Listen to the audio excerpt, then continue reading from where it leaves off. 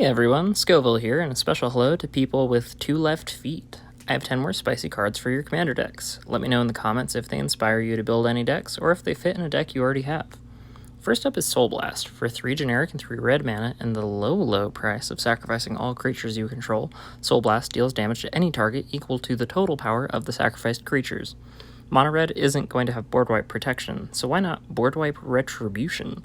An important note though, if you use this in response to a board wipe and have enough damage to kill the player who cast the board wipe, be very careful. If you do, killing them will cause their board wipe to fizzle, leaving you with an empty board and potentially 2 other opponents who have lost nothing in the exchange.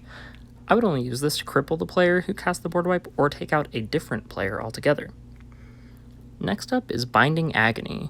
For 1 generic and 1 black mana, you get an enchantment aura with enchant creature. For each 1 damage dealt to enchanted creature, Binding Agony deals 1 damage to the creature's controller.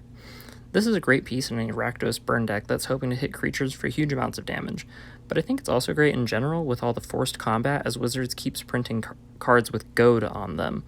I would slap this on a big creature or an indestructible creature to make an opponent think twice about whether or not they have a free block or a free attack.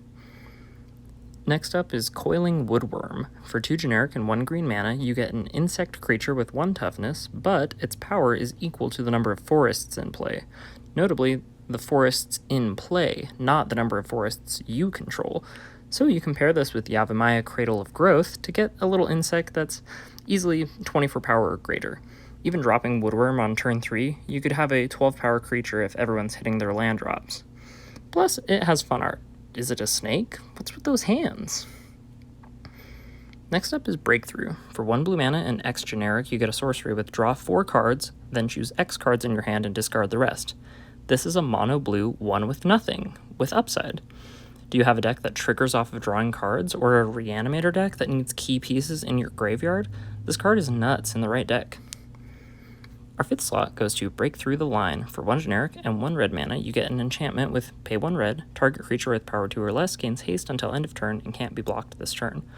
Honestly, I don't have a deck off the top of my head that this could go in, but I'm sure there are creatures out there that get bigger after declaring attacks, and making them unblockable sounds good. Next is Karn's Touch. 2 blue mana for an instant that animates a non-creature artifact.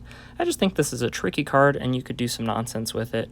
Blue doesn't have tons of creature removal or maybe even necessarily artifact removal, so if someone's going to cast a board wipe, maybe you could animate an artifact that's important for an opponent and then it gets blown away with the board wipe.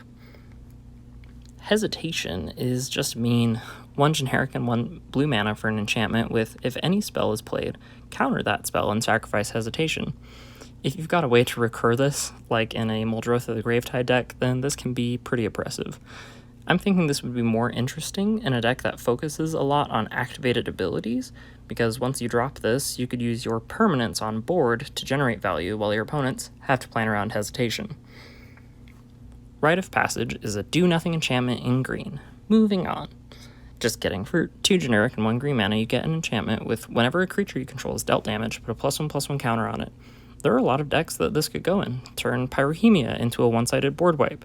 Or if you use fight spells to remove creatures, your creatures grow every fight. I'm also thinking about what I consider a Naya or maybe more Boros theme of redirecting damage dealt to you or creatures you control, and thinking about ways to go infinite with this.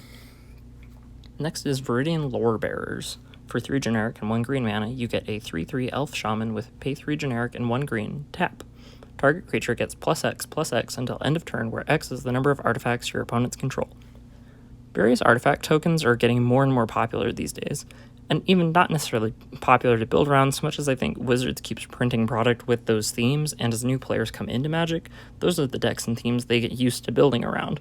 So Vidian Lorebearers can be a nice repeatable pump effect for your creatures. Maybe in green you've got Trample, or your elf deck has some other form of evasion. Try it out. Last, but certainly not least as far as the number of people depicted in the art, goes to kmsa Pirates. For 3 generic and 1 blue mana, you get a 2/2 pirate creature. Although I appreciate that in the original printing it's summon pirates, given that there's 4 of them. If kmsa Pirates attacks and is not blocked, you may choose to have it deal no damage to a defending player this turn. If you do, gain control of target artifact that player controls. There are so many ways to make creatures unblockable in blue. Do you want to steal an opponent's Great Henge, or perhaps their Bolus's Citadel? I love that this is repeatable and doesn't say for as long as you control or until Kukemsa Pirates leaves the battlefield.